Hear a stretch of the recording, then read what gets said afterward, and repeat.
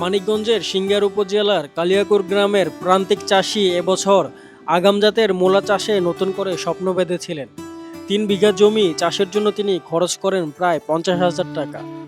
আগাম মৌসুমে ভালো দাম পাবেন এই আশাতে তিনি প্রতিদিন ভোরে মাঠে যেতেন। আজকের মতো এডি উঠেবেন আর উঠেবেন, গাছের সঙ্গে কথা বলতেন, মাটিতে হাত ডুবিয়ে খুঁজতেন ফলনের আনন্দ। কিন্তু চলতি বছর প্রকৃতি যেন তার প্রতি সহানুভূতিশীল ছিল না। বর্ষার শেষ দিকে হঠাৎ বেড়ে যায় অতিরিক্ত বৃষ্টি। টানা বৃষ্টিতে জমিতে পানি দাঁড়িয়ে থাকে, অনেক মূলা নষ্ট হয়ে নরম হয়ে যায়। এক হাতে শ্রম, অন্য হাতে ক্ষতির হিসাব। কৃষকের চোখ যেন হারিয়ে যায় দূরের কুয়াশায় ভেজা মাঠের দিকে। তবুও তার জমিতে এখনো অনেক মূলা দাঁড়িয়ে আছে। এখন পর্যন্ত বুনছেন, বিক্রি করেছেন, কিরকম খরচ হয়েছে এই মূলাতে? আর আয় করছেন কিরকম? মানে খরচ কি উঠছে তাতে? তাহলে 30,000 লস হইলে এবার।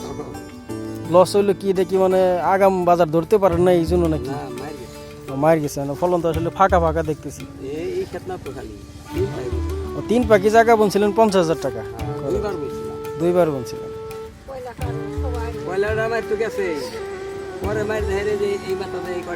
হ্যাঁ, বৃষ্টির কারণে মনে হয় একটু হয়েছে না? যতক্ষণ গাছ ভালো আছে ততক্ষণ বাজারের অবস্থা বদলাতে পারে। সব ক্ষতি তো চূড়ান্ত নয়। এভাবেই প্রকৃতির সাথে লড়াই, বাজার পরিস্থিতির সাথে সমঝোতা আর বুক ভরা স্বপ্নকে বাঁচিয়ে রাখার মধ্যে এই কৃষক ভাই এগিয়ে যেতে থাকে।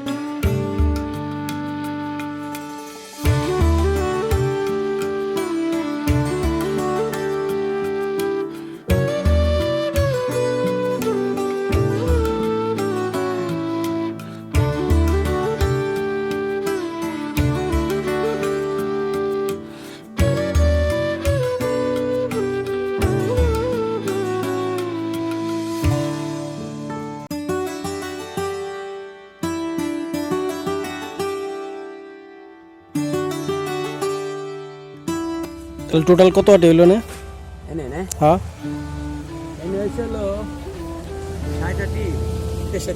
63 আটে। তাহলে কি বাজারে পাইকারি দিবেন না খুচরা হিসেবে দিবেন? কাস্টমার নেয় তাহলে পাইকারি দেবো, আর নাহলে আমি যদি পাবলিকের দুইটা কম বেশি দিয়ে বেচালে দিবেন। দেখা গেছে 10টা দিতে, হ্যাঁ, তাহলে দেওয়ার সম্ভাবনা আছে। আর যদি কম কয় তাহলে আমি পাবলিকেই বেচালে ধীরে করে আমার।